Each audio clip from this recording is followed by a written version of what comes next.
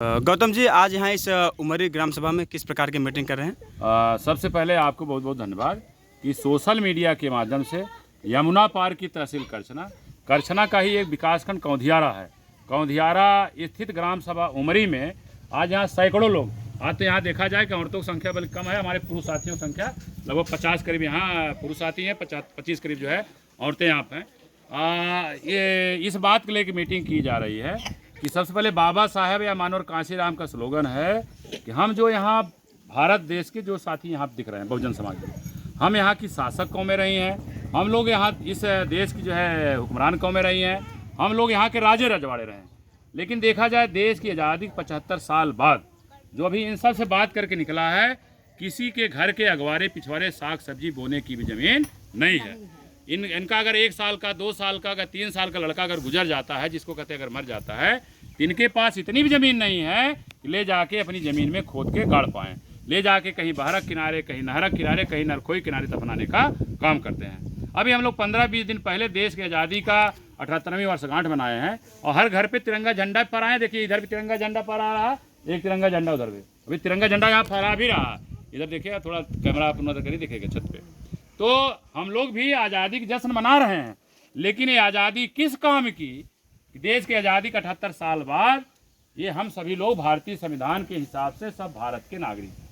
किसी के पास 50 बीघा है, किसी के पास 1 पैसा नहीं है, कोई 1 करोड़ के आदमी है, किसी के पास जेब में 1 पैसा नहीं है। ये भारत की विडंबना है। हम आपके सोशल मीडिया के माध्यम से हमारे उत्तर प्रदेश के मुख्यमंत्री माननीय योगी आदित्यनाथ जी, हमारे देश के प्रधानमंत्री माननीय नरेंद्र मोदी जी, दोनों साथियों से, दोनों प्रमुखों से आग्रह है, निवेदन है कि अभी हमारे खेत में, हमारे खेत क्या बहुजन समाज जो है यही मजदूरी करता है कि जो यहाँ के तथाकथित व्यवस्था के लोग हैं उनके खेतों में धान की फसल बोई गई है। हमें जो मालूम है कि चकबंदी के दौरान हर ग्राम सभा में कम से कम 50 और ज़्यादा से ज़्यादा सैकड़ों बीघा ज़मीनें अतिरिक्त निकल के आई हैं। वो कहीं बंजर हैं, कहीं परती हैं, कहीं ऊसर हैं, कहीं तालाब है, कहीं खेलकूद मैदान है, कहीं समाज कल्याण है। इस तरह की ज़मीनें घोषित की गई हैं। तो माननीय मुख्यमंत्री जी जो उत्तर प्रदेश के प्रमुख हैं, आपसे आग्रह है, निवेदन है कि धान की फसल की जैसे कटाई हो जाए, अक्टूबर-नवंबर में जब तहसीलदार यहाँ चकबंदी किया था सन 70 के दरमियान 80 दरमियान, तो सैकड़ों बीघा जो ज़मीनें निकल के आई, यहाँ के तथाकथित व्यवस्था के लोग, उच्च वर्ग के लोग अपने खेत में अपनी भूमधरी में मिला के आज भी वो सरकारी ज़मीनें जोत बो रहे हैं। हमसे उनसे कोई आपत्ति नहीं, कोई तू मैं कोई शिकवा नहीं है। लेकिन हमारे प्रदेश के आप मुख्यमंत्री हैं, माननीय नरेंद्र मोदी जी हमारे देश के आप प्रधानमंत्री हैं, दोनों प्रमुखों से निवेदन है कि धान की फसल कटते ही हमारे गांव में लेखपाल कानून गो तहसीलदार को लगवा करके ऐसी सरकारी ज़मीनें निकालिए, चाहे फोर्स लगाइए, चाहे मिलिट्री लगे, आपका काम है। ये सरकारी ज़मीनें निकाल करके हम जो यहाँ सैकड़ों लोग यहाँ पे बसे हुए हैं, हम भूमिहीन हैं, हमारे भूमिहीनों में जिनके पास घर नहीं है उनको आवासीय पट्टा, जिनके पास खेती बाड़ी नहीं है उनको कृषि कार्य का पट्टा किया जाए। अगर काम एक आप कर देते हैं तो ये बहुजन समाज के लोग हृदय से बहुत बड़े हैं, दयालु हैं, ये आपको तीसरी बार उत्तर प्रदेश का मुख्यमंत्री बना सकते हैं।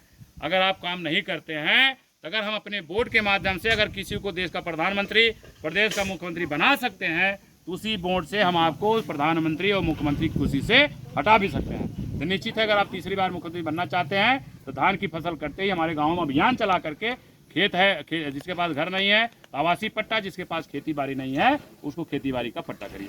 दूसरा, आपके सोशल मीडिया के माध्यम से जो भी साथी आपके इस यूट्यूब चैनल को देख रहे हैं वो यमुना पार के निवासी हैं, चाहे वो भारत तहसील हो, चाहे करछना तहसील हो, चाहे मेजा हो, चाहे कुराव है, जितना जल्दी, अभी 26 नवंबर को संविधान दिवस है, अभी तो हम लोग प्लान बनाए हैं कि 26 नवंबर को 10,000 लोग, माननीय मुख्यमंत्री जी 5 कालीदास मार्ग जो आपका आवास है, हम लोग 10,000 लोग आपके लखनऊ आ रहे हैं 5 कालीदास मार्ग में, और तब तक आपके घर बैठे रहेंगे जब तक हमारे गांव में लाठा नहीं चल जाता है, हम सबका आवासीय पट्टा नहीं होता, कृषि कार्य का पट्टा नहीं होता है।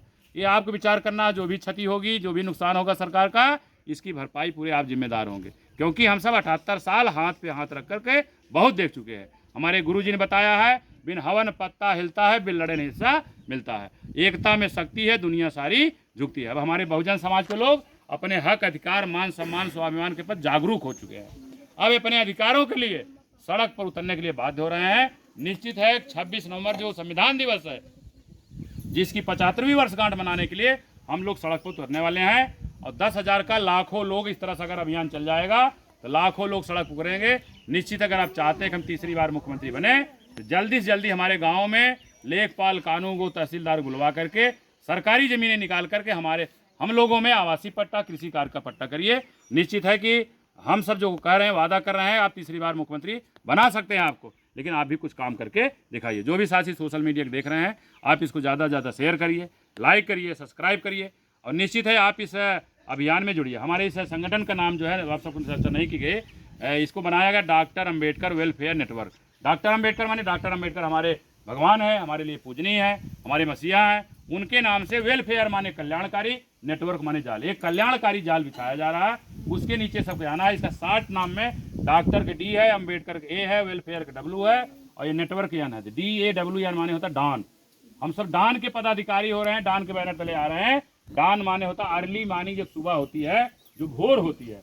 हमारे समाज, बहुजन समाज के लोग जो सो रहे हैं, अब भोर हो रही, थोड़ा जगना शुरू कर दिए।